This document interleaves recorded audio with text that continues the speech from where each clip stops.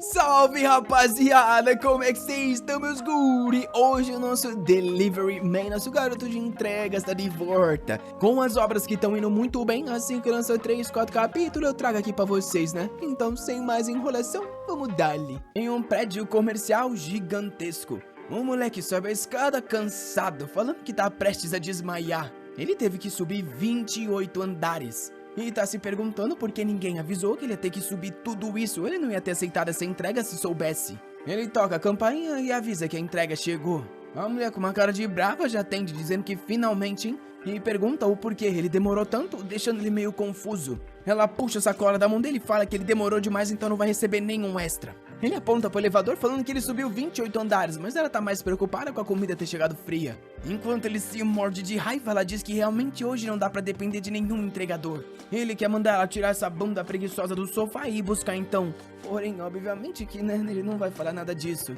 Enquanto ela arrebenta a porta na cara dele, o coitado pede desculpa. Se lembrando que tem que manter a calma e respirar fundo, porque se ele receber muito review negativo, ele não vai poder entregar mais. Vendo que agora, infelizmente, ele vai ter que descer os 27 andares que subiu.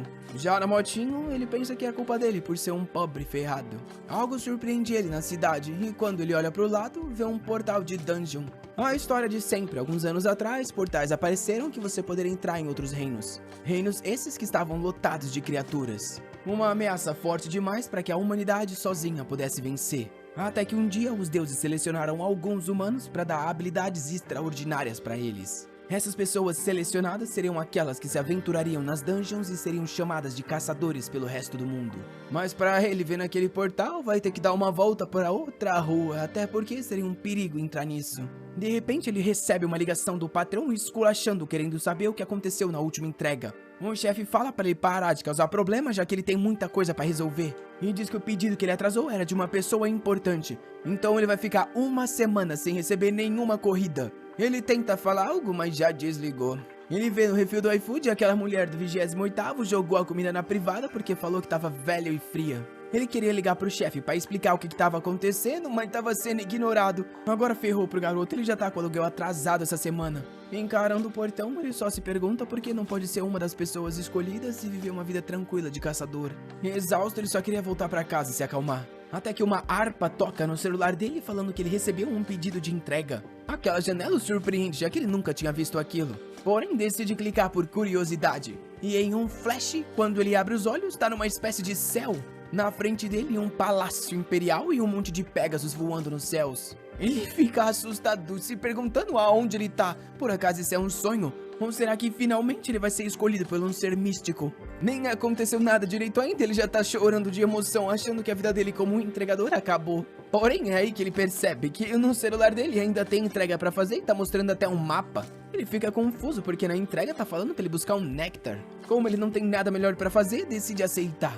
Assim que ele clica, o portão dourado na frente dele se abre. Ele engole frio, se perguntando aonde ele tá indo. E começa a pilotar em cima das nuvens passando pelo castelo. Vendo no celular, ele fica assustado. Aquele lugar é exatamente onde o mapa tá indicando, porém é surreal, realmente é onde os deuses vivem. Ele entra num palácio com pilares gigantes. Na frente de uma porta enorme, ele se pergunta se é ali que é pra receber as coisas. Hesitante, ele bate na porta, sabendo que se talvez tiver um deus ali, ele pode ter a chance de virar um caçador. Alguém hesitante abre, perguntando quem é. Vendo a garota de cabelos loiros e um manto branco, ele reconhece na hora como sendo uma deusa. Se enrolando nas palavras, ele fala que tá ali pra retirar o pedido. Porém, ela vem na cara dele e pergunta por que tem um humano ali no Olimpo. Ela diz que ele invadiu, porém ele aponta pro celular falando que tá aqui pra retirar uma garrafa de néctar. Ela fica pensativa e diz que talvez seja coisa do idiota do Hermes. Solta um suspiro falando pra ele esperar que ela vai pegar algo que humanos não deveriam nem tocar. Ela entrega a garrafa de néctar e avisa que se o irmão dela não receber a tempo, ele vai ficar muito bravo.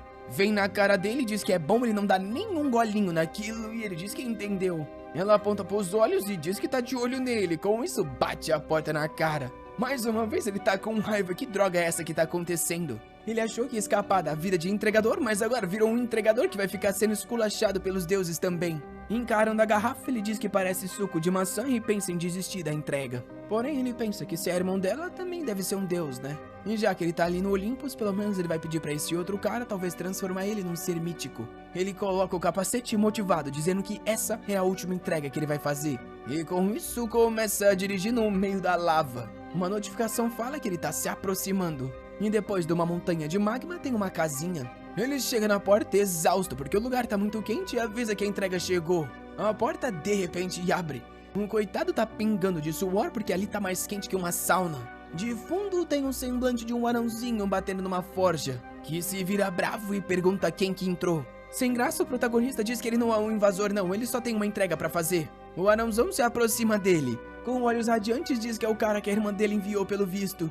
O coitado fica desacreditado que os dois são um irmão, eles não se parecem nada. Porém, nessa hora, o anão nota que ele não é Hermes. Preparando a aura, o anão diz que ele chegou ali sem ser chamado. O protagonista sem graça diz que foi a irmã dele que pediu pra ele entregar esse negócio. O anão percebe que a garrafa de néctar tá cheia e fala pro garoto que é incrível que ele tenha trazido sem dar um golinho. Nosso protagonista diz que ele não é um bandidinho desses não, óbvio que ele não ia beber coisa dos outros. E entrega pro anão falando que ele pode pegar. Ah não, esse que fica rindo falando que ele é um cidadão muito honesto. Um gole daquele néctar teria transformado ele em um deus, porém ele não sentiu nenhuma tentação. Nessa hora o protagonista fica meio confuso ao escutar isso, já pensando que se desse um golinho viraria um deus agora. Ele vai animado pra abrir a garrafa, falando que a vida de entregador acabou. Porém alguma coisa passa. O anão pega, tira a tampa, o protagonista tenta falar algo, mas já era, o cara já deu-lhe um golão. Taca a garrafa no chão, falando que é melhor ainda quando bebe tudo de uma vez. O garoto tá desolado, enquanto o anão fala que fazia tempo que não provava um néctar tão fresco. Se apresentando como Hefestos e perguntando quem o protagonista é, que diz que o nome é Ha-Jun Lee. O Hefestos então agradece, dizendo que ele é muito honesto. Antes que ele possa falar algo, o anão já tá saindo, falando que agora que tá refrescado vai voltar a trabalhar. Porém o Ha-Jun põe a mão no ombro dele e fala pra esperar. O anão pergunta o que foi e ele diz que ainda não foi pago. O Hefestos se vira e pergunta se ele tá falando do valor da entrega. Se esse é o caso, ele já deve ter recebido. E sai dando risada igual um trouxa. Na hora o Ha-Jun vai dar uma olhada no aplicativo do celular, que emite um flash de luz que acaba cegando ele. Numa interface de sistema tá mostrando 1000 pontos. Ele tá na cama dizendo que tem certeza que não foi um sonho. Assim que ele olhou o aplicativo, foi cercado por uma luz e tava de volta na Terra. Porém, agora essa telinha tá na frente dele. Porém, ele tá com raiva, dizendo que não tem ideia de como que ele vai usar esses pontos. Ele ficou frente a frente a um deus, então tudo que ele queria era ser o caçador de rank S mais forte do mundo. O sistema dá uma notificação e avisa que pontos podem ser trocados por vários itens no shopping. Ele decide aceitar, até porque precisa achar utilidade para esses pontos. Na loja tem desde uma maçã dourada de 1000 pontos até uma moto de 100.000. Ele fica com raiva, falando que nada é útil e ainda é muito caro.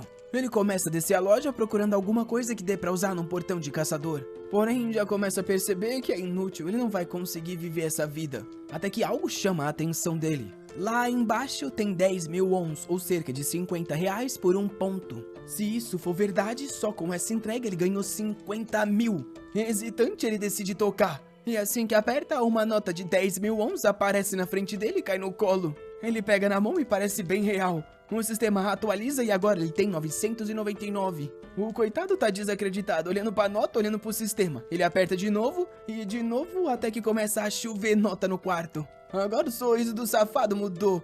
Ele joga o dinheiro pra cima falando que é isso que ele gosta. Cena seguinte tá até comendo um lamen com lagartixa do esgoto. Todo feliz e obviamente radiante. Ele foi até uma máquina de depósito e testou o dinheiro que funcionou perfeitamente. Ele tá chorando de emoção que com uma entrega ganhou cerca de 10.000 dólares. A mulher da loja pergunta se tá tão ruim assim e ele fala que na verdade tá bom demais. Tá igual um louco rindo sozinho no canto do restaurante. Ele tá se perguntando o que vai fazer com o dinheiro quando na TV fala sobre o recrutamento de um cara. Ele observa a matéria que fala sobre a preparação da guilda pro tal portão de Tártaros, o mais perigoso de todos. O cara contratado é o que ficou no top 5 do exame de caçadores. E tá sobre um contrato com o ser mítico Hefestos. Ele se lembra da hora que é o nome do gordinho anão, que pra ele agora é o melhor cliente que ele já teve na vida. Ele sai do restaurante de barriga cheia, e logo então o celular dele toca. Ele imaginou que algo assim podia acontecer, então trouxe a motinho dele. O celular brilha avisando da nova entrega e, como sempre, ele é teletransportado. Mais uma vez no Olympus, ele abre os olhos. Só que dessa vez está num jardim botânico gigantesco.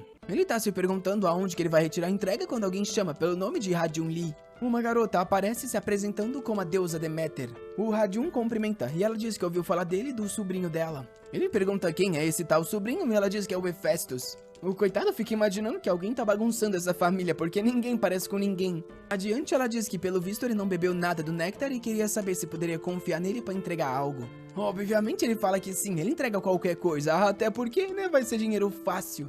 Ele imagina que dessa vez vai receber alguma coisa insana. A Deméter ativa uma energia na mão dela e faz uma marmita. Ele tá meio confuso, mas ela fala pra entregar essa marmita pra filha dela, explicando que infelizmente os deuses não podem sair de seus palácios sem uma boa razão. O Ha-Jun não esperava algo tão simples, porém ao menos vai ser fácil, com certeza ele vai entregar. Porém, de repente ela tem um calafrio, e todo o jardim volta a apodrecer de um instante pro outro. Ele olha pros lados se perguntando o que tá acontecendo, mas ela já tá saindo agradecendo. O coitado espera que nada dê errado com essa entrega, ou que não seja, sei lá, uma bomba dos deuses. Porém ele guarda na motinha imaginando que a deusa não ia enviar algo assim pra filha dela. Ele decide então dar uma olhada no destino. Porém algo chama a atenção e o flash de luz dele traz de volta pra terra. O que deixa ele confuso, mas no app mostra que a entrega realmente é na Coreia. Aí que ele se lembra que a deusa falou que eles não poderiam sair de seus palácios sem uma boa razão e imagina que seja algo do tipo. Pelo visto ele vai conhecer a filha dela quando chegar lá. Ele nunca ficou tão animado com a entrega antes disso.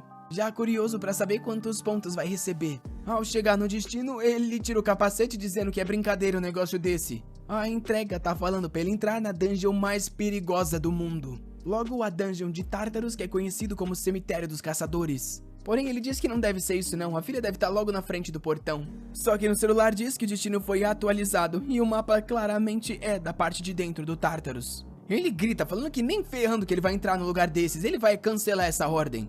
Porém, logo abaixo do limite de uma hora tá falando que se ele cancelar, vai receber uma punição divina. E um timer aparece dizendo que ele tem 42 minutos ou vai se transformar num porco com a consciência humana. Já desolado, ele se pergunta que droga de punição é essa. Ele deveria ao menos ter checado as informações, só que isso não faz sentido algum. Primeiro que não dá nem pra passar aqueles guardas na frente do portão. O psicopata começa a pensar em todas as comidas que são feitas com um porco. É aí que a janela do sistema aparece de novo, dizendo que se ele precisa de alguma assistência pode dar uma olhada no shopping. Ele sabe que tem poucos pontos, então isso não seria útil. E começa a bolar um plano de contratar caçadores para eles entrarem lá. Só que na loja, por 800 pontos, tem uma réplica de Kaini. É um capacete de Hades que esconde a presença do usuário por 30 minutos. Ele fica dizendo que esse negócio de oferta momentânea é idiotice, claramente só é uma forma de arrancar todos os pontos que ele tem. Só que como ele vai virar um porco se não aceitar, ele decide comprar, porém nunca mais vai aceitar nenhuma corrida. O Elmo aparece no além, e ele sem querer tenta pegar, só que o negócio sai rolando, é um trouxa mesmo. Agora, já equipado, ele tem 38 minutos para fazer a entrega. E facilmente pilota através dos guardas que não percebem a presença dele. Só dão uma espirrada por causa do vento frio. Com isso, ele se dirige até o portão. Assustado até porque aquele é um dos lugares mais aterrorizantes do mundo. Porém, sem opção, aí vai ele. Ha-Jun Lee, um cara de 20 anos que é um entregador, sem licença a caçador, sem nenhum contrato mítico, sem nenhum poder sobrenatural ou habilidade física. Contra todas as probabilidades, ele foi a primeira pessoa a chegar na parte mais profunda do Tartarus. Olhando pros lados, ele diz que não tem ninguém ali. Porém, ao menos ele chegou rápido e não vai ser transformado num porco. Ele começa a gritar pros lados falando que o entregador chegou. Da escuridão, um lobo de 3 cabeças encara ele. O coitado do Ha-Jun fica assustado se perguntando o que é aquilo. E o bicho vem salivando pra morder ele. O coitado que não tem poder algum diz que era melhor ter se tornado um porco mesmo. A criatura se aproxima frente a frente, ele sabe que ali é o fim dele.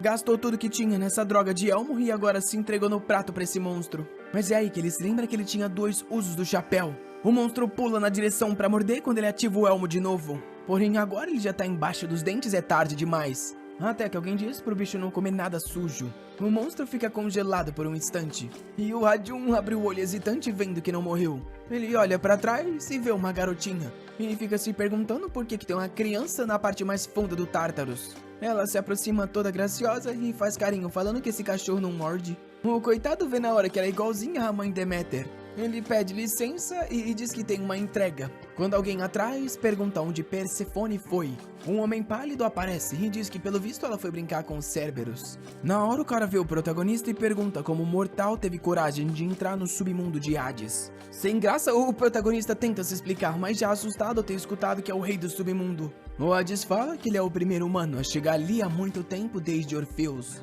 Uma aura então cerca o Radium e esmaga o pescoço dele. O coitado não tá conseguindo respirar e nem falar nada. O Hades fala que Orfeus foi até lá para resgatar a esposa dele que havia morrido. Porém, o garoto tinha ido para roubar o elmo dele. Só que assim que ele pega na mão, ele nota, aquilo ali é uma versão falsa. A Perséfone fala que eles deveriam escutar o que o garoto tem a dizer antes. Com isso, o Hades solta o Radium que cai tossindo. Ele pergunta o porquê ele entrou nesse domínio. Com dificuldade para falar, ele explica que foi até lá para fazer uma entrega. O Hades quer saber se é uma entrega para ele, o deus do submundo. O protagonista diz que esse não é o caso e ele trouxe algo que a esposa dele enviou para a filha. Eles ficam se olhando meio confuso com isso. E o Hades quer saber porque ele tá fazendo a entrega e não o Hermes. Se tremendo, o Radium diz que não sabe o porquê, porém é isso que mandaram ele trazer. Na hora, a Perséfone reconhece como sendo uma marmita enviada pela mãe. O Hades pergunta se o Radium não tinha falado que havia sido a mulher dele que tinha pedido para que ele trouxesse. O coitado diz que sim, ela pediu para que trouxesse para a filha. A Perséfone explica que isso aí foi feito pela sogra dela. E a garota tá toda radiante e falou que chegou quentinho. Porém, ao escutar isso, o Radium se pergunta se os dois ali por acaso são um casal. Ele aponta pro Hades falando que ele é um nojento, ele é velho demais pra... Eita, ele tampa a própria boca, percebendo que acabou falando sem pensar. Só que o Hades escutou muito bem e fala pra ele repetir essas palavras pro rei do submundo. O protagonista começa a falar um monte de coisa nada a ver, tentando pedir desculpa, mas se tremendo. Porém, o Hades só fica encarando ele e começa a rir igual um trouxa. O protagonista tá perdido. E o Hades diz que nunca imaginou que um humano ia ter coragem de insultar ele, o deus do submundo. Pergunta o nome do Radium e responde se tremendo. O Hades avisa que essa foi a primeira vez, então ele vai perdoar a insolência. Porém, se ele fizer alguma coisa de novo, só aponta a mão, ele é cercado pela energia e entende muito bem o que vai acontecer. Com isso, o Hades diz que o pagamento foi entregue e ele pode agradecer a sogra dele por aquilo. Na hora, a janela pisca, e dessa vez ele recebeu 10.000 pontos mais 5.000 extras do deus do submundo. E o Hades ainda devolve o chapéu, dizendo que ele pode ficar com esse treco. O Edion chega a se tremer, e com um sorrisão agradece. A cena muda por um cara exausto, frente a frente com um dragão. Ele se prepara e vai pro combate. Ele é o capitão do time 1 e um caçador de tipo combate do Yun-Ha. Ele dá-lhe uma sequência no dragão, porém ele revida com uma agarrada no peito dele. Só que pelas costas tem mais alguém atacando. Ele vem com uma lâmina de aura e o dragão nota.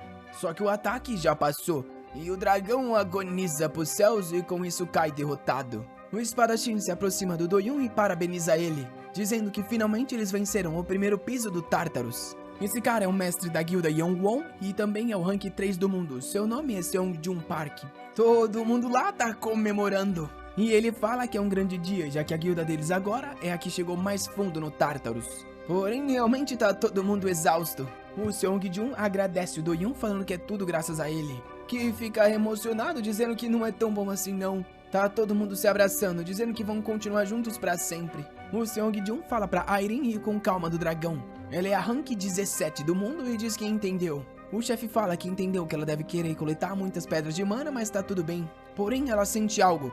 Desce do dragão avisando que tem alguma coisa vindo em alta velocidade. O pessoal encara o vazio, sabendo que estão exaustos e vai ser muito difícil se defender. O Seongjun fala pra todo mundo se preparar e Arin diz que já tá chegando. Um líder diz que se as coisas ficarem difíceis é pra todo mundo fugir, que ele vai tentar segurar os monstros. Porém, os caras estão emocionados, falando que vão lutar com ele até o fim do mundo. Ele sorri, mas a Arin avisa que vai chegar agora. De longe, um barulho de um motor. E obviamente a sombra de uma moto vindo com um capacete. O Radium toma um susto, que droga é aquela? Tranquilamente ele pede licença falando que tá passando. Vendo o dragão, ele fala que eles são incríveis, ainda bem que eles estão ali, porque o efeito do elmo já ia acabar. Ele olha pra trás e manda uma joinha, falando pra eles tomarem cuidado que a partir dali são criaturas com magia negra. E se vai acelerando a motinho. Ninguém da guilda até agora conseguiu falar uma palavra de tão confuso que eles ficaram. Cena seguinte fala sobre o número 150 milhões. Se fosse uma medida em anos, você voltaria pra Era dos Dinossauros. O número que é próximo à população inteira da Coreia.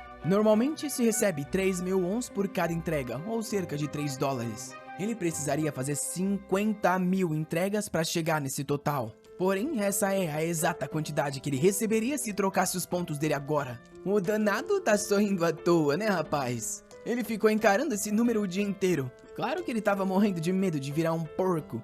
Também teve hora que ele quase foi comido por um cachorro. Além disso, também quase foi enforcado pelo deus do submundo. Parando pra pensar, ele sofreu bastante pra receber esse dinheiro. Mas agora o sorrisinho abre e ele dá risada. No final das contas, nada disso importa, porque ele ganhou grana pra caramba. E o mais fraco capitalista tá querendo mais, obviamente. Ele diz que desse momento em diante, só que aí a barriga dele ronca e ele percebe que é bom ir comer alguma coisa, né? Talvez uma cerveja com frango frito. Enquanto isso, o Seong-Jun tava participando de uma conferência. Ele tá exausto e sai pra falar com os membros. E logo após isso, ele tem que falar com o presidente da Associação dos Caçadores. O cara não tem um segundo de descanso. O Do-Yoon pergunta se ele falou sobre o motoboy na conferência. E ele responde que não, ele por enquanto prefere deixar isso aí escondido, já que ninguém tem ideia de onde aquele cara veio. Eles deveriam ter perseguido o cara pra fazer algumas perguntas, só que tava todo mundo exausto e sem saber o que dizer. Porém, obviamente na guilda, geral tá curioso. A loira diz que ele tava vestindo um capacete estranho e pilotando uma motinho. Talvez não seja tão difícil achar ele.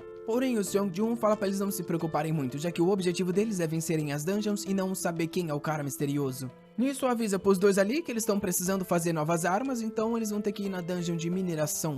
O Do-Yoon tenta reclamar, porém não tem opção, e pergunta qual é o tipo de metal que ele tá querendo. O Seong-Jun dá uma pensada e fala que é um tal de metal celestial. Enquanto isso, nosso protagonista tá comendo o franguinho dele. Ele tava ansioso pra comer até que o celular tocou. Na hora deu um pulo, já que ele não queria perder nenhum pedido dos deuses. Ele tava com fome, mas foi um flash de luz e ele se viu cercado por montanhas. E logo na frente dele, a casa do Hephaestus mais uma vez. É aí que ele percebe que esqueceu a moto e o capacete. Enquanto ele se questiona, tem alguém nas costas dele. De repente chama pelo garoto. Quando ele se vira, o Hephaestus com lágrimas nos olhos.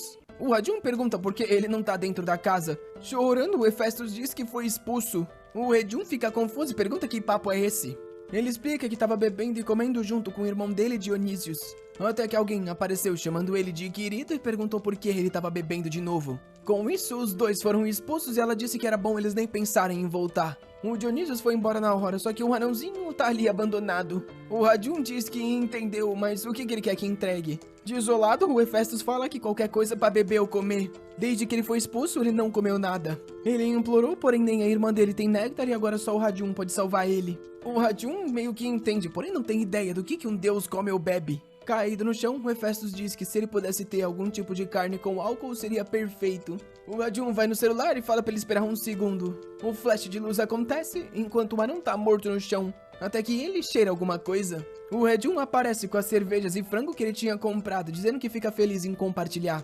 O Hephaestus diz que não tem ideia do que é aquilo, nosso garoto explica que é um combo comum na Coreia. O sol tá radiante entre as montanhas e o anão tá feliz pra caramba, dizendo que nunca bebeu um drink tão refrescante na vida dele. Ele também achou que esse pedaço de frango era muito pequeno, porém, quando ele morde, tem o melhor gosto que ele já provou na vida. O Hajun se pergunta se esse cara realmente é um ser mítico que não para de agradecer pra ele. O anão fala que vai dar uma grande recompensa pra ele dar uma olhada. Na hora o celular toca, e quando ele olha, ganhou mais 15 mil moedas do Hephaestus. O safado tá desacreditado que ganhou 150 mil dólares só pra entregar um frango. E o anãozinho ainda diz que se ele precisar de qualquer coisa é só chamar. Pra ele, aquele anãozinho é o cara mais amável desse mundo e ele queria abraçar ele. Ele vai todo carinhoso quando tem alguém se aproximando. A voz chama pelo querido e os dois se viram. Na hora, o Hejun toma um susto. Ela pergunta o porquê ele tá bebendo de novo.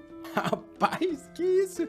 Essa é a deusa da fartura, rapaziada. O protagonista chega a chorar com a beleza dela, dizendo que nunca viu algo tão lindo. Ele não entende como ela é casada com aquele anão chorão e como que ele do nada tá de joelhos. O Hephaestus começa a se explicar, dizendo que tá comendo ali só porque foi expulso de casa. Ela faz uma cara de brava, dizendo que pelo visto ele tá completamente certo. O anão toma um susto e o Hajun fala que é melhor ele se desculpar. Ela então chama pelo nome do Hajun e se apresenta como o Afrodite.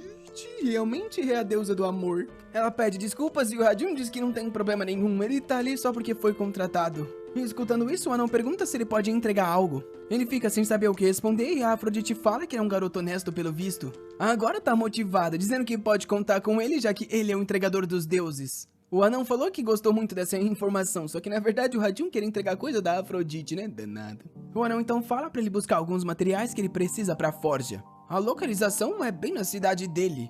E o que ele tá querendo é também o tal do metal celestial. Cena seguinte, ele já tá na motinho se perguntando se ali é o lugar certo. Mais uma vez na frente de um portão, só que agora pras minas de Sayori. Encarando aquilo, o coração dele acelera. Ele tá desacreditado que vai entrar de novo em outra dungeon. Assim que ele viu a localização, ele foi dar uma olhada e descobriu que eram as minas. Ele ficou pensativo e falou pra Festus que não ia conseguir, explicando que a última vez que entrou numa dungeon quase morreu. O anão perguntou por quê e ele disse que não é um caçador, então não consegue lutar. Ele só conseguiu porque tinha um elmo que escondia a presença dele, só que agora tá quebrado. O Hephaestus fala que se é um elmo que tá quebrado, é só entregar que ele conserta. Todo animado, ele se levanta e fala que ele é o deus dos ferreiros e consegue consertar qualquer tesouro mítico. O Radium ficou animado e agora tá de volta na dungeon com o elmo. É uma réplica consertada com a duração de 2 minutos e 2 usos. Mais uma vez, vamos pra dentro do portão. Porém, ao entrar, tá rolando uma feira e ele fica confuso. Ele sabia que essa dungeon era popular, mas isso ali já é ridículo. Ele imaginava que o problema ia ser os monstros, porém agora percebeu que vai ter que ir fundo nesse lugar pra achar alguma coisa. Enquanto isso, o Doyun tá ali tranquilamente comendo. Depois de dirigir por 30 minutos, ele finalmente encontrou um lugar vazio. O único problema é que o terreno é muito ruim e a motinha dele tá se tremendo toda. Ao menos na parede ele tá começando a ver alguns minerais. Mas o que ele tem que achar é o tal do metal celestial, que é um pedaço de minério que brilha em uma cor vermelha. Ele continua ainda se perguntando quão longe vai ter que chegar. Quando ele dobra a esquina, um esqueletão passa por ele. Ele toma um susto, mas continua acelerando, até porque por enquanto ele tá invisível. Porém, ele bate a lataria da motinha. O esqueletão nota alguma coisa, porém fica confuso já que não consegue ver nada. O único ruim é que a moto dele tá arrebentada agora. Ele para um segundo e sorri, pensando que tem dinheiro para comprar infinitas. Com isso, ele continua indo fundo na caverna, até que no topo de uma pilha de pedras ele vê o tal do minério celestial. Ele se aproxima, tira o elmo e sorri, finalmente encontrou. O problema é, como é que ele vai levar isso dali? Ele puxa de um lado, chuta do outro, mas desiste. O que ele vai fazer agora? Mas o sistema salva e fala pra ele dar uma olhada na loja, talvez tenha alguma coisa. Assim que ele abre, vê um item recomendado por 4.700 pontos. É uma picareta dos exploradores que consegue minerar perfeitamente, porém uma única vez. Só que aquela desgraça, pela quantidade de pontos, tá custando 47 milhões. Ele se lembra que na entrada você pode pegar uma picareta emprestada por 10 mil. Ele vai embora falando que não vai gastar dinheiro aqui nem ferrando. O problema é que ao ver a moto dele, claramente ela não tá na melhor das condições. Sabendo que talvez ele nem consiga voltar, o certo seja arriscar mesmo. Já gastou os 4.700 e tá com ela na mão. Depois é só cobrar o preço disso do Hephaestus e ele vai pra dar-lhe a picaretada, acertando o minério bem em cima, que na hora, como mágica, desgruda da pedra e a picareta se desfaz.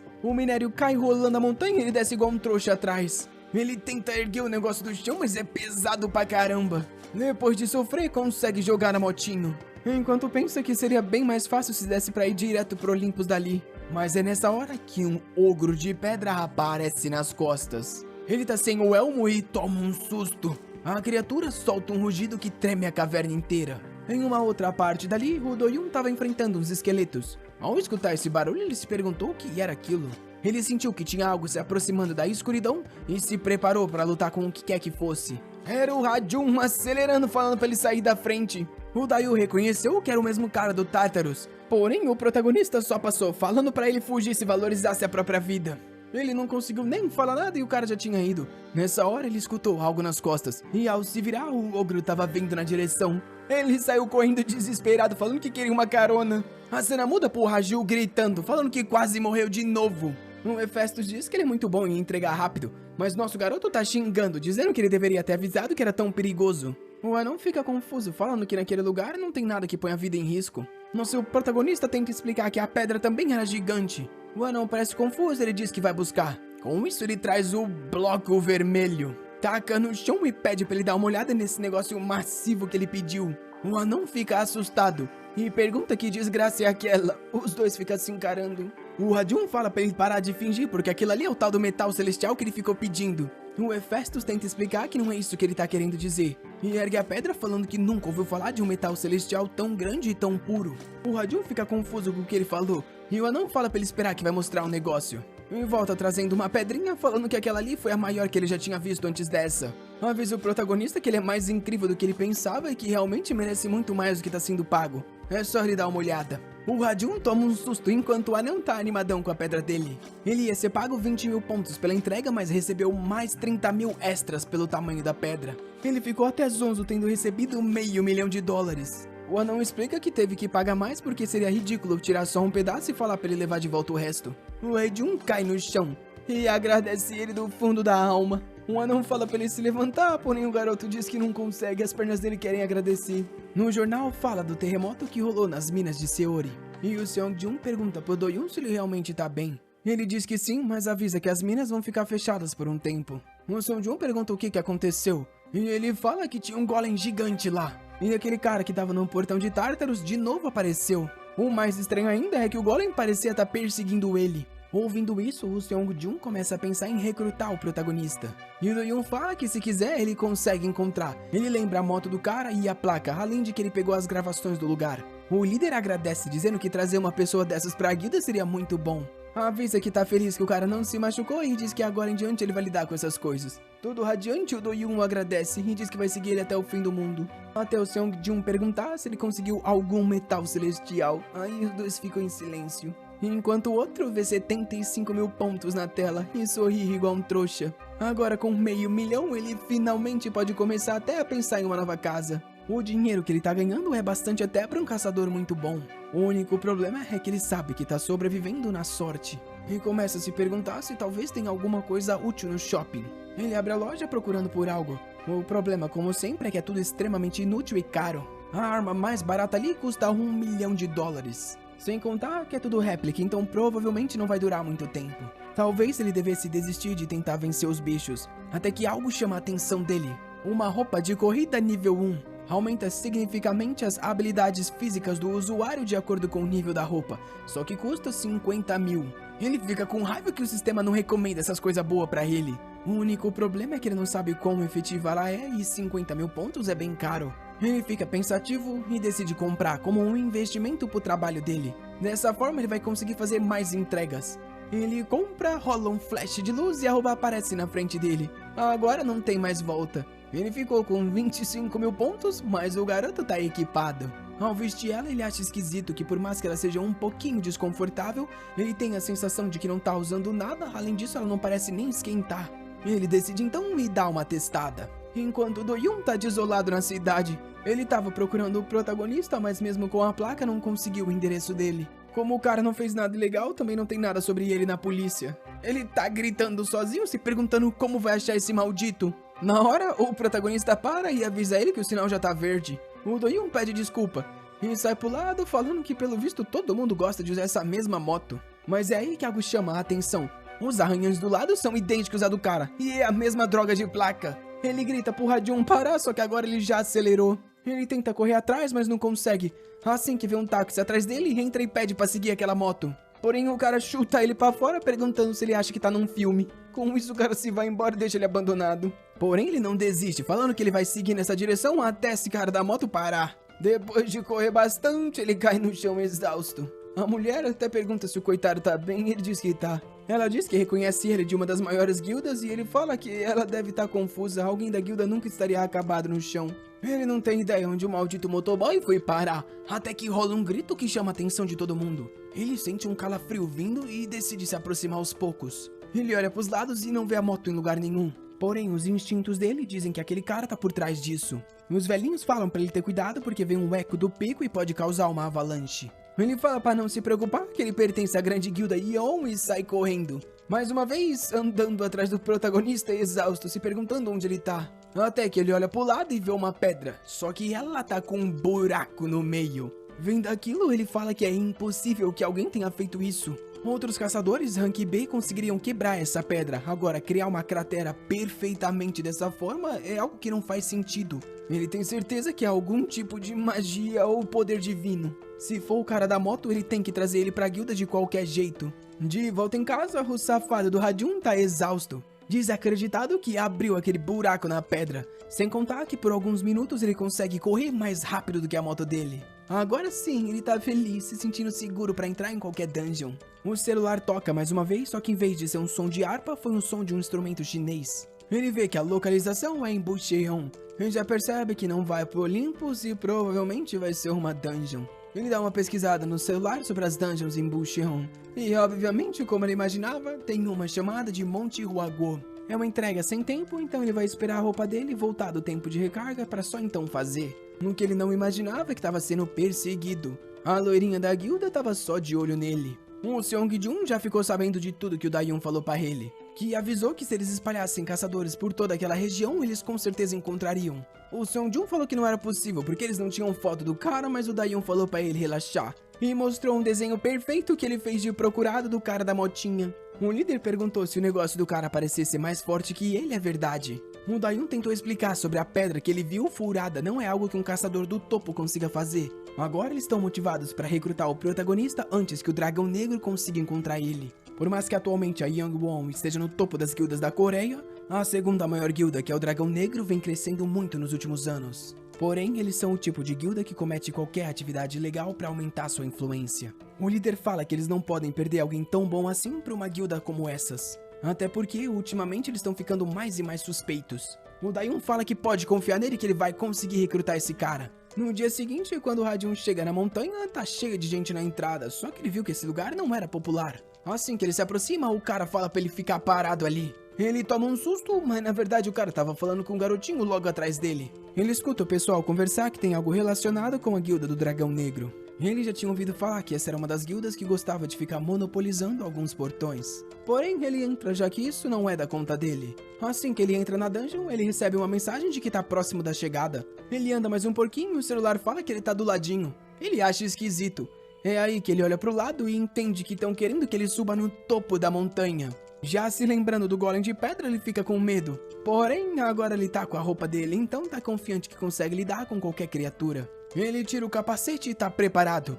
Só que alguém chama pelo entregador. Um semblante no chão chama por ele. O Radion toma um susto. Era a cabeça de um macaco falando com ele. O macaco fala pra ele não ficar tão assustado. Por acaso nunca conversou com um? Ele fica meio sem saber o que falar e pergunta se foi o macaco que pediu pela entrega. O macaco diz que uma criança com chapéu de asas falou que se ele desejasse o suficiente, alguém ia aparecer para completar o pedido. O Radion se pergunta se essa tal criança com chapéu de asas é o culpado de tudo isso. O macaco então fala que tem algo que ele quer que ele busque e o protagonista fala que é só pedir. Ele então diz que primeiro vai se apresentar como um lindo rei macaco ou vitorioso Buda, seja lá como ele quer chamar. Algumas pessoas gostam de dizer que ele é o grande Sun Wukong. O Radion na hora se lembra do Goku e se aproxima perguntando por que o macaco tá ali embaixo. Ele diz que foi punido só porque roubou uns pêssegos da árvore do Imperador de Jade. Tudo que ele queria era dar uma mordidinha, mas assim que ele tocou, foi preso aqui embaixo da montanha. O Radion diz que entendeu e pergunta o que ele quer que ele pegue. O Wukong fala que não é nada demais, é só ele seguir na direção das costas dele que vai encontrar uma pilha de lixo.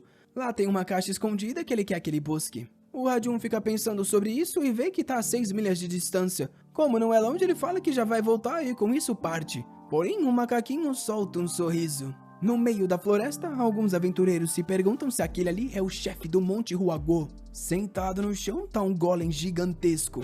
Uma garota se aproxima e diz pra eles não temerem. Rapaziada, essa daí é a mestra da guilda do Dragão Negro e ela é bem perigosa. Juahan, o nome dela.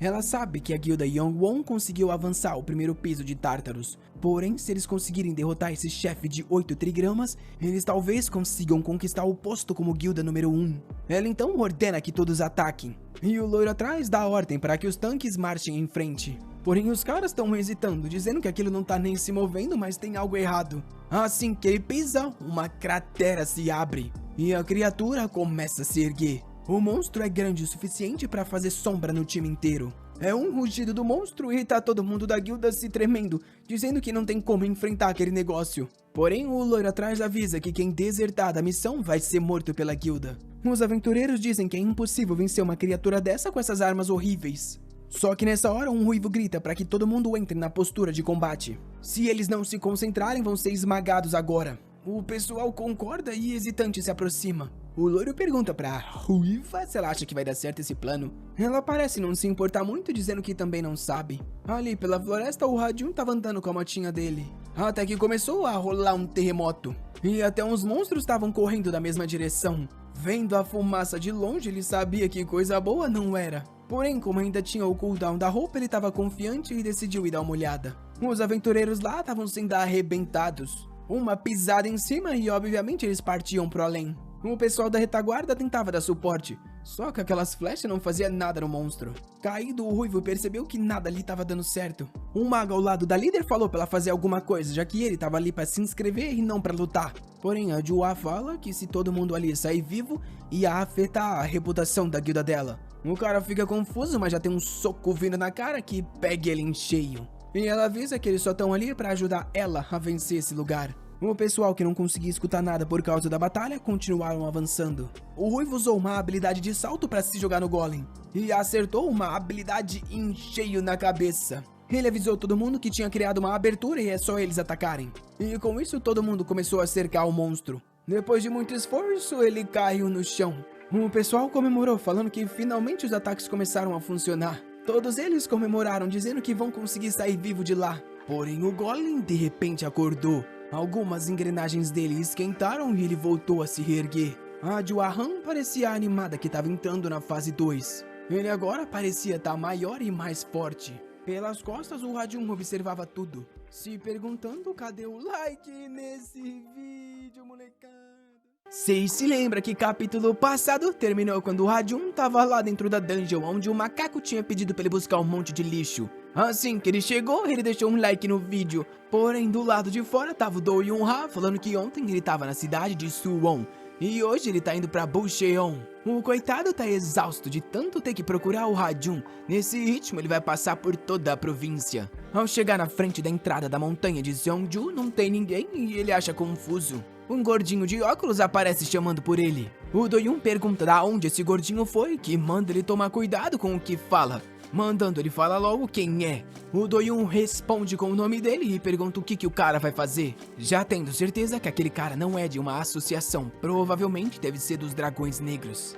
Ele passa no cara esbarrando, mandando ele sair da frente. O gordinho continua insistindo, falando pra ele não entrar, mas ele sabe que não consegue fazer nada, então o Do-yun só entra. Mas isso deixa óbvio pro Do-yun que se eles estão colocando gente comprada aqui na frente pra barrar o pessoal, com certeza eles estão lá por causa de um chefe. Ele começa a correr, dizendo que vai ter que avisar porque as pessoas desistiram desse lugar. O verdadeiro desafio dos 8 trigramas começa de verdade quando o monstro entra na segunda fase. Foi nessa hora que o Raijun tava chegando lá. Ao ver o monstro gigante com um laser na barriga, ele percebeu que aquilo ali era o tal lixo que o macaco tinha falado. Mesmo com a roupa, ele não estava confiante que ia vencer aquilo ali. Se tremendo, ele se perguntava o que queria fazer agora. Porém, ele notou uma ruiva bem densa com os caras próximos. E na hora os reconheceu como membros da Guilda do Dragão Negro. Os caras que tentavam desistir eram puxados de volta pra luta enquanto imploravam pra ir embora daquele lugar. Porém, estranhamente, o loiro pulou com o mago no peito do monstro.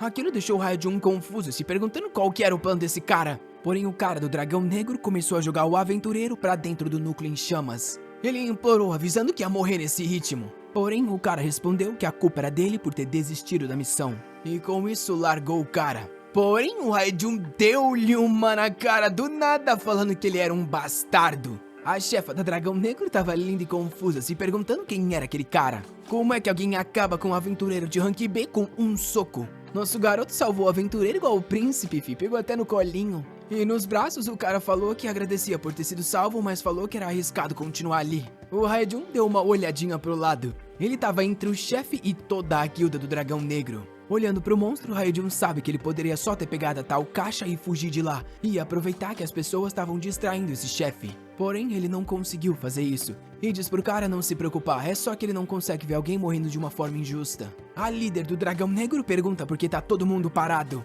enquanto Raijun tem certeza que tudo é culpa daqueles malditos. E agora aquilo ali já virou uma bagunça. A roupa dele ainda tem 2 minutos e 17 segundos. E ele pensa que não tem opção a não ser ir pra cima. A ruiva tá com raiva, até porque na cabeça dela eles estavam prestes a vencer aquilo. O careca pergunta se é pra dar ordem pros arqueiros atacarem o cara, só que ela diz que não. Ela sabe que antes de iniciar a batalha, eles precisam de lenha o suficiente. Essa é a chave para vencer os 8 trigramas. No meio da transição da fase 1 para 2, o chefe fica imóvel, igual ele tá agora. Nessa hora é só entregar alguns sacrifícios no peito dele e tudo fica mais fácil. Nisso o careca fala pra dar uma olhada. E o Raijun acabou de dar um salto, já ficando acima da altura do chefe. Lá de cima algo chama a atenção dele. Parece ter uma rachadura na cabeça com uma mensagem pra pegar. Ele tinha certeza que ali era o ponto fraco e foi pra um soco. Rapaz pegou em cheio do cabeçudo. E a líder começou a se tremer, se perguntando o que aquele idiota tava fazendo. Nesse ritmo ele ia acabar acordando o chefe. Por causa disso, ela deu a ordem pra todo mundo parar ele. Ela não queria saber se ele ia morrer ou não, mas era pra de alguma forma impedir o que ele tava fazendo. O pessoal disparou um monte de flecha na direção do chefe. E o manto do Raijun tinha mais 1 minuto e 31 segundos. Espancando a cabeça do ogro, ele pedia pra que quebrasse logo. Uma janela apareceu falando que perigo tinha sido detectado. E o corpo dele parece ter desviado das flechas sozinho. Ele ficou assustado com aquilo, se perguntando por que aquele pessoal tava tentando matar ele. O careca falou pra líder que estranhamente o cara era o deus da esquiva. Tinha flecha até pelas costas que o cara tava desviando sem ver. Até que uma delas pegou bem no olho do ogro. Na hora ele se tremeu e o olho brilhou. O careca se perguntou se eles iam ter que realmente todo mundo parar com aquele cara junto. E mandou o pessoal da linha de frente partir pra cima. O Raijun se perguntava quando o chefe ia parar. Tava parecendo que o monstro tava vestindo uma peruca de flecha. Só que aí o chão dele começou a tremer. O leque da capitã caiu no chão e ela sabia que agora eles estavam ferrados. O olho da criatura se acendeu e agora a fase 2 estava completa. O Raijun começou a falar que lá em cima estava quente demais, enquanto o pessoal embaixo estava se tremendo. O Golem veio para pisar em todo mundo rugindo. Em um impacto, o exército inteiro já tinha acabado. O careca perguntou para a líder o que eles iam fazer, só que a mestra não tinha ideia. Ela sabia que ali não tinha mais nada que ser feito. Vendo o Golem na frente, ela tinha certeza que todo mundo ali ia ser transformado em cinzas. Porém, lá em cima o Raijun não tinha parado, dando uma sequência de soco na testa do monstro. A mestre não conseguia acreditar que ele ainda estava vivo lá em cima. O problema é que o traje dele só tinha mais 10 segundos. Ele continuou golpeando e foi para 8 segundos, 5 segundos, ele insistiu pedindo para que aquilo quebrasse. 1 segundo faltava. Ele deu um soco explodindo a cabeça do bicho. Quando a fumaça baixou, o Dayuan tinha acabado de chegar e estava desacreditado. Vendo o chefe caído, ele se perguntou se o moleque realmente tinha vencido aquilo sozinho. De certa forma, o Doyun se sentiu próximo ao Raijun porque eles pareciam ter um estilo similar de combate. Só que ele não imaginava que ia encontrar aquele cara logo aqui. Ele correu na direção do Raijun falando que precisava chamar ele pra guilda hoje. Lá embaixo, o pessoal da guilda do Dragão Negro não tinha morrido. E a Joá não conseguia acreditar que aquele perdedor venceu sozinho os 8 trigramas. O careca perguntou quais eram as ordens e ela falou para capturar ele assim que a fumaça baixasse. Ela tinha certeza que por mais que ele fosse forte o suficiente para derrotar aquilo, agora ele estaria exausto. E ela não pode deixar passar alguém que complicou os planos do Dragão Negro. Porém, uma explosão aconteceu na frente deles. Era o Duan que cumprimentou o pessoal do Dragão Negro. Na hora, a guilda inteira reconheceu. E ele disse que, pelo visto, estava certo em pensar que eram eles por trás de tudo isso. Já entendendo que o plano dos caras era usar os novos recrutas como sacrifícios. A Joan não imaginou que ele ia aparecer ali e mandou todo mundo se preparar para a luta. Apontou na direção dele e falou que o alvo agora era ele, e era bom não abaixar a guarda. O Doyun ficou preocupado, já que tinha muita gente ali e agora ele não sabia se ia conseguir vencer. O que ele queria saber era aonde o Raijun tava. Nisso, um outro cara da guilda veio falar pra ela que eles estavam com um problema e ela perguntou o quê. Ele, sem graça, avisou que o cara do capacete tinha desaparecido. Ah, coitado, e o Doyun não sabia o que aconteceu e ela gritou desesperada. Agora ferrou pra ele que tava sozinho contra todo mundo. Ele acabou se envolvendo em tudo isso sem precisar. O Raijun fugiu com o capacete já que pensou que ia morrer. Quase que ele acordou no Olimpo e não foi por causa de entrega não. O coitado fica se perguntando por que ele foi ajudar o pessoal sendo que ele nem mesmo é um caçador. E diz que ele tem que se lembrar de nunca mais cometer um erro assim. Porém, algo então chama a atenção dele. No horizonte, ele tá vendo a cidade e a montanha de Seongju. Ele se pergunta se a dungeon tá sumindo porque ele acabou de matar o chefe. As dungeons se formam quando portões não são terminados depois de muito tempo. E quando isso acontece, qualquer pessoa pode entrar e matar o chefe. Porém, é algo extremamente difícil que normalmente só os caçadores registrados da associação conseguem fazer. Só que dessa vez, um cara registrado como o entregador foi a pessoa que resolveu a dungeon. O coitado tá rezando pra isso não dar problema e se perguntando por que ele foi se envolver nisso aqui. Aí que ele se lembrou. De volta com o macaco, ele diz que pelo visto o garoto demorou mais do que ele pensava. O Radium, coitado, chorando, falando que era impossível esse pedido que ele fez.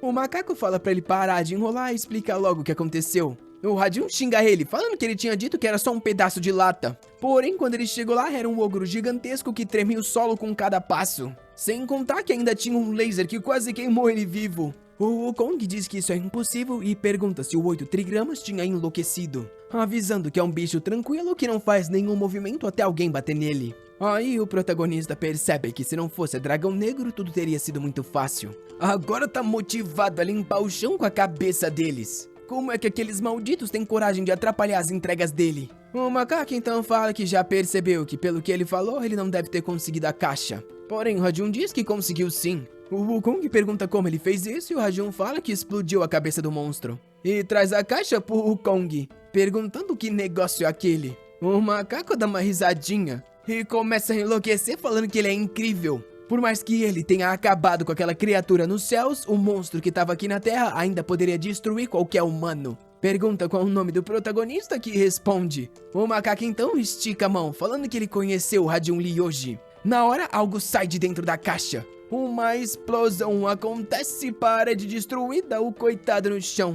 Quando ele abre o olho, o macaco tá segurando o bastão, falando que agora deve ir uma pra ele. Que diz que se não fosse pelo garoto, teria ficado preso por anos naquele lugar. O Radium reconhece aquele como sendo o cajado dourado. O Kong assovia e aparece uma nuvem embaixo dele. E avisa o Radium que ele vai ter que fugir antes que o Imperador de Jade apareça. Com isso, ele sai voando, falando que um dia eles se encontram. O Radium fica desolado, falando que ele não liga do cara fugir, mas ele queria ser pago. Porém, um saco cai na cara dele. Ih, lá ele! E o Wukong fala que ele não é mão de vaca e o pagamento já tá feito. O que tá dentro desse saco aí é só um extra pelo trabalho duro. Ele pergunta o que é, mas o macaco já se foi. A sacola tá saindo um brilho dourado. Ele abre se perguntando se aquilo realmente é só um extra. Um tempo depois em casa, o Radium tá vendo as notícias, que falam sobre diversas alegações contra a Guilda do Dragão Negro. O Radium fica aliviado em saber que esses malditos foram expostos por tudo que fizeram. O cara que ele salvou dá um depoimento dizendo que ninguém foi lá sabendo que teriam que enfrentar o chefe.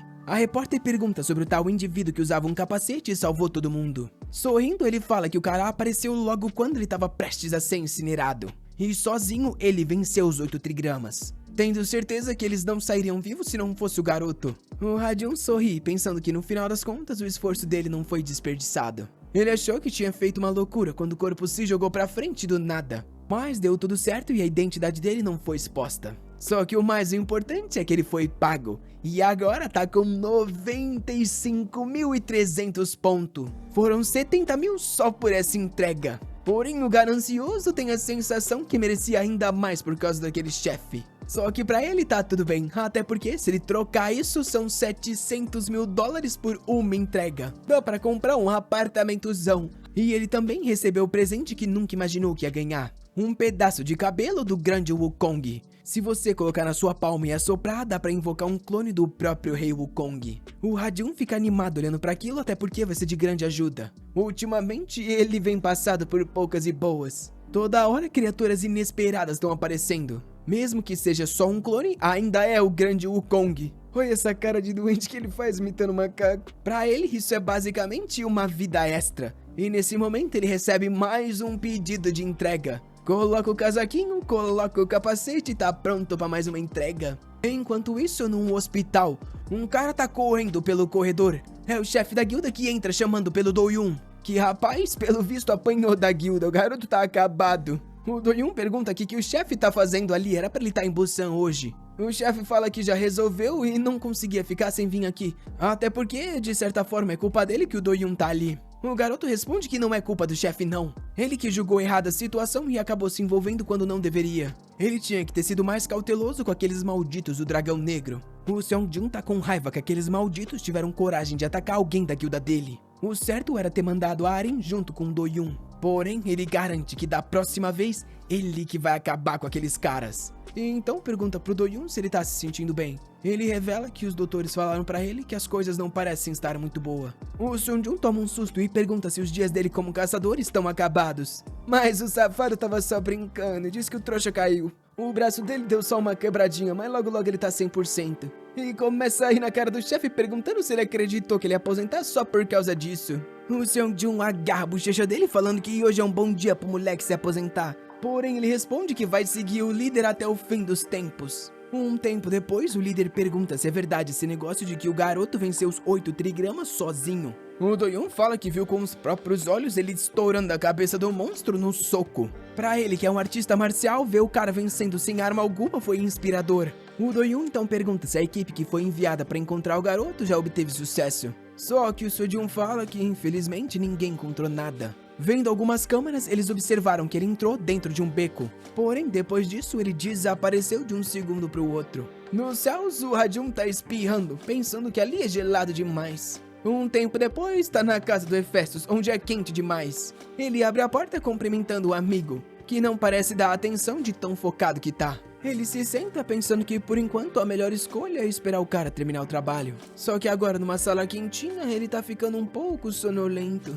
O calor daquele lugar lembrava ele de algo. Era como se ele tivesse de volta nos braços da mãe dele. Porém, o Hephaestus acorda ele perguntando como que o moleque chegou ali que tá dando um abração. Ele toma um susto e pergunta quando esse anão maldito apareceu. O Hephaestus fala que, pelo visto, o garoto tá muito cansado hoje. Porém, a entrega que ele precisa é bem longe. Será que o garoto vai conseguir? O Ha-jun pensa sobre isso. Até porque o safado sabe que quanto mais longe, mais ele recebe. E diz que ele tá disposto até andar meio planeta, desde que paguem o valor certo. O Hephaestus sorri, falando que é sempre bom contar com o garoto. E puxa um cajado, falando que é isso que ele quer que entregue. Algo que ele construiu com os materiais que o Ha-jun trouxe, só que a data de entrega é pra hoje. O Ha-jun, escutando isso, fala que, pelo visto, ele vai ter que sair correndo já então. Ele observa o design e pergunta aonde o cara quer que ele leve aquilo. O Hephaestus revela que é lá pra uma pirâmide. O Ha-jun toma um susto e diz que é mais fácil enviar de avião. E além disso, pirâmides não fazem parte da mitologia grega. Dando uma piscadinha, o Hephaestus fala que ele tem clientes fora do Olympus. O Ha-jun fica com raiva, mas sai correndo falando que vai resolver isso em algumas horas. De repente, o Hephaestus fala pra ele esperar porque ele esqueceu de falar algo. O cliente que ele vai ter que entregar é bem peculiar, por isso ele pediu uma assistente pro Ha-jun. O garoto fica confuso, se perguntando por que ele ia precisar de uma assistente pra fazer uma entrega. De repente, alguém cumprimenta ele, dizendo que veio sobre as ordens do Cupido, e se apresenta como Lúcio. Por mais que esse seja o nome, eu acho que é mulher, né? Nosso garoto decidiu não se preocupar com isso e acelerou a motinho. E o melhor de tudo é que descobriu que não ia ter que se preocupar, já que o tal Egito na verdade ficava nos céus. E lá pelo menos não tem trânsito, né, meu filho? Porém, de repente, a Lúcio gritou falando que ela foi enganada. Ela achou que tinha vindo até aqui pra ajudar o Hephaestus, não para ficar na garupa de um humano qualquer. Ela ficava batendo na cabeça do Ha-jun com os pés e ele já tava ficando com raiva, pensando que essa missão agora, pelo visto, não ia ser tão fácil assim. Ele falou que pra uma fada pequena ela era chata pra caramba, que respondeu que na verdade ela era muito grande pra uma fada. Uma hora atrás foi quando ela se apresentou e falou que seria uma honra servir o Hephaestus. O Ha-jun parecia não querer levar ela, mas o Hephaestus sabia que o garoto ia precisar. O nosso protagonista virou pro anãozinho e perguntou se ele realmente não podia ir sozinho. A Lúcio ficou brava, falando pra respeitar ela, enquanto o Hephaestus explicou que não é que ele não confiava no Ha-jun, é só que ele não sabe muito sobre onde eles estão indo, enquanto a Lúcio conhece tudo muito bem. Por isso que seria ótimo ter ela por perto, já que ela só ia ajudar e não ia atrapalhar nem um pouquinho. Porém, de volta na garupa, ela tava só cutucando o nariz e falando que não queria ajudar esse moleque, se perguntando o porquê ela tinha que ficar na motinho de um humano qualquer. Ela ficou chutando a cabeça dele, perguntando quanto tempo faltava pra chegar. Nosso garoto ignorava e ela ficava gritando, falando pra ele responder logo. Ele então falou pra ela que só dela ficar quieta, ele ia falar pro Hephaestus que foi perfeito e ela não atrapalhou em nada. Porém, pra Lúcio não conseguir ajudar seria uma mancha na reputação. Até porque ela estudou a vida inteira e a existência dela como fada era considerada quase uma divindade. Ela não queria aceitar aquilo e estava reclamando com ele, quando de repente um doce caiu na boca dela. Ela tomou um susto e perguntou o que foi que ele fez. O Ha-jun falou que ela não cala a boca, então ele deu um docinho pra ela ficar quietinha. E se ela ficar em silêncio o resto da viagem, ele entrega mais alguns. E pra Lúcio, que nunca tinha comido um doce, pra ela aquilo ali era um gosto dos anjos, era algo divino. Ela então falou pra ele que era bom ele não tá mentindo, que disse que ele sempre mantém a palavra. O Ha-jun pensou que a forma mais fácil de vencer uma criança é dando doce. E agora com ela quietinha, faltavam só 800 metros pra chegar no destino deles. Ele seguiu por alguns segundos de paz até que viu 2 olhos no meio de uma névoa. Ele desacelerou, só que agora os dois já estavam no meio de uma neblina toda. Com raiva ele perguntou pra Lúcio por que ela não avisou desse perigo, que disse que foi ele que deu o doce pra fazer ela ficar quietinha. Com isso ele parou a moto e tirou ela de cima, que tava se debatendo falando pra ele olhar. Atrás dos dois estava uma esfinge gigante, que avisou que pra passar por ali ele teria que resolver um enigma. A Lúcio explicou que essa esfinge é perigosa, já que ela devora aqueles que respondem errado o enigma. A esfinge é uma criatura próxima do sifão que quase destruiu todo o Olimpo. Claro que ela não é tão forte quanto uma criatura lendária, só que o Ha-jun também não é muito forte assim. Vendo o tamanho da criatura, ele sabia que os golpes dele seriam inúteis. Quando de repente o telefone tocou e o safado só esperava que ao menos fosse bem pago por aquilo. Ele então foi andando na direção. A Lúcio perguntou o que ele estava fazendo e o Ha-jun falou que estava fazendo o óbvio. Ele ia resolver esse enigma. Ela tentou para ele falando que isso é loucura, já que ele ia morrer se errasse. Porém, o Ha-jun tinha confiança em qual seria a pergunta da esfinge, já que o enigma era comum. E no pior dos casos, ele pode usar o fio de cabelo do Wukong. A esfinge se virou pra ele e perguntou se ele estava preparado. O Ha-jun falou pra ela dizer logo porque ele estava sem tempo, já que estava ali pra fazer uma entrega. Enquanto a Lúcio ficou chorando, falando que o maldito realmente tinha aceitado. A esfinge sorriu e falou pra eles se prepararem. O Ha-jun achava que o enigma seria o seguinte: quem é que anda sobre 4 pernas na manhã, 2 ao entardecer e 3 ao anoitecer? Pra ele a resposta óbvia era humanos, já que esse é o enigma mais conhecido. A esfinge então perguntou: qual é o som que os humanos fazem ao deixar like nesse vídeo, molecada? É o som do clique? Eu não sei, mas eu sei que... Vamos ver se você sabe aí. Escuta aí pra mim só testar um negócio aqui. Eu consegui tirar alguns minutinhos dos capítulos que tinha, mas da próxima vez acho que eu vou esperar mais um pouco pra dar um pouquinho mais, né? Só 20 minutos, achei que né, não ficou muita coisa não. Mas tudo bem, né? Tamo aí, trouxemos a continuação. Pra você não perder a próxima, que logo logo ela vem, hein? Se ativa o celular. Dale! Fui!